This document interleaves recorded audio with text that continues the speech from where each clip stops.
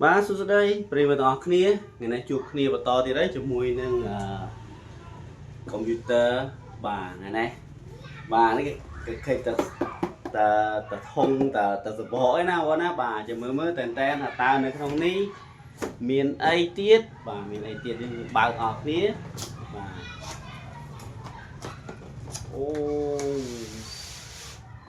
ô mới ốt tầng ngọc kia ốt tầng ngọc kia đi dạ chọc san ôn tí mới thả tá computer laptop một cái ní mà ở vậy đài hỏi nâng miền spec giang nà là đó khang này chanh muối đó khang này chanh muối chanh màu hỏi cứ mà esu ba chân esu muối crop ní bông bông nó kia cứ chỉ spec to tay mà đòn cái hai Asus2 gaming á không có nè mà chắc Asus2 gaming ấy cứ miên ấy khá không có nè thì đấy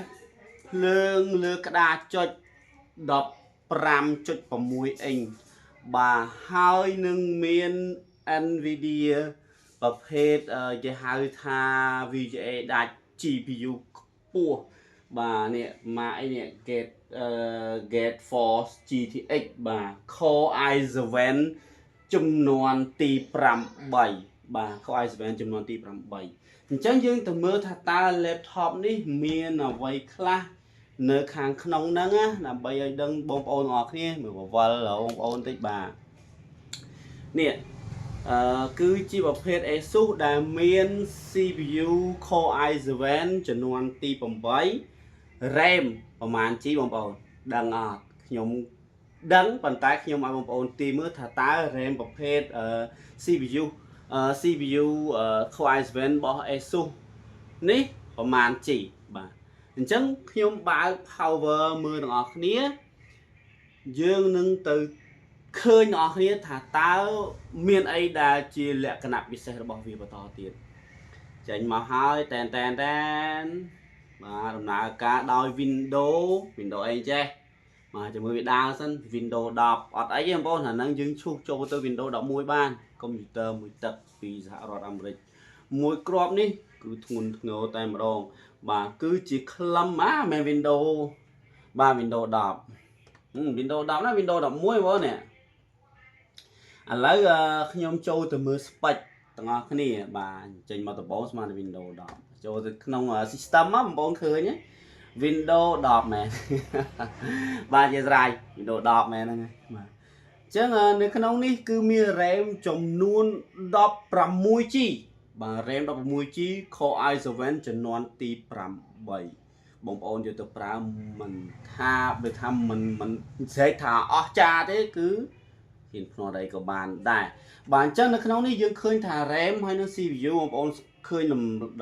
កម្រិតវា RAM 8GB RAM 16GB ហើយ CPU Core i7 មើលទៅទៀតបងប្អូនចង់ដឹងពីអីទៀតអានេះ refresh rate វាដល់ទៅប្រមាណបងប្អូនដឹងទេអញ្ចឹងខ្ញុំទៅឆែកជូនបងប្អូនហើយយើងនឹងបង្ហាញទាំងអស់គ្នាតើវាមានអីខ្លះតទៀតណាអញ្ចឹងខ្ញុំឆែកទៅមើល storage បន្តិចសិន storage នេះអស់តោះបងប្អូនគឺ storage ទំហំអត់ឃើញសោះទំហំ storage មកទៅឆែកមើលនៅក្នុងមកស្ដាមយក disk management មកបាទអញ្ចឹង storage របស់វាគឺមានចំនួនបងប្អូនណាគឺមាន 1500G ឲ្យយយបងប្អូន 1500G មានន័យថានៅក្នុងនេះគឺបំពាក់ដោយ M2 512G បូកជាមួយនឹង HDD 1TB អញ្ចឹងមាន hard disk ដល់ទៅ2បាទគឺប្រតិបត្តិការ Windows 500G តែម្ដងហើយបងប្អូនយកធ្វើការលេង game មកឆ្ងាញ់ដែរដោយសារតែវាមាន RAM ក៏ធំ hard disk ទុកដាក់តាណាក៏ធំដែរបងប្អូនណាគឺល្អមែនទេសម្រាប់ការប្រើមួយគ្រាប់នេះបងប្អូនយកទៅដឹងតែខ្លឹមតែម្ដង បាទអញ្ចឹងបងប្អូនណាអានេះយើងបានដឹង Windows 10នេះយើងអាចឈូសវាឡើងទៅ Windows 11អត់បញ្ហាទេបងប្អូនត្រូវការមួយគ្រាប់នេះខ្ញុំបានដំឡើងកម្មវិធីជូនបងប្អូនមួយកា Play តែម្ដងបងប្អូនតែប្រើអាហ្នឹងទៅទំនងបើអត់បញ្ហាបងប្អូនទី update ឡើងទៅ Windows 11ក៏បានដែរដោយសារអីដោយសារតែ Windows នេះគឺជា Windows 10 Pro license វាអាច update ទៅ auto បាទទៅដល់នឹងបានតែម្ដងបាទអញ្ចឹងបងប្អូនមើលបន្តមកទៀតនេះគេតម្លើងបានយកមកវាមានជាប់មកពីនេះណាវាមានប៉ុណ្ណឹងអញ្ចឹងបងប្អូនឃើញថា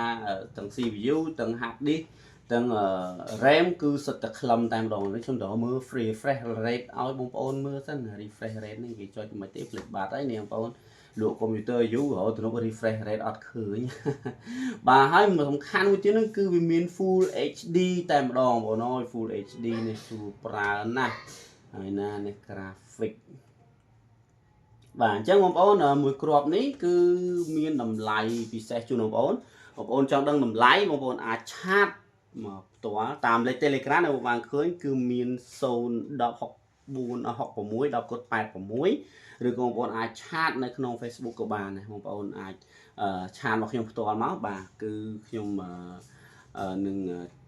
បង្ហាញតម្លៃជូនបងប្អូនតែម្ដងបាទអញ្ចឹងព័ត៌មានអត់បងប្អូនតាក់ទងបាទបន្តទៀតបាទអរគុណច្រើនបាយបាយ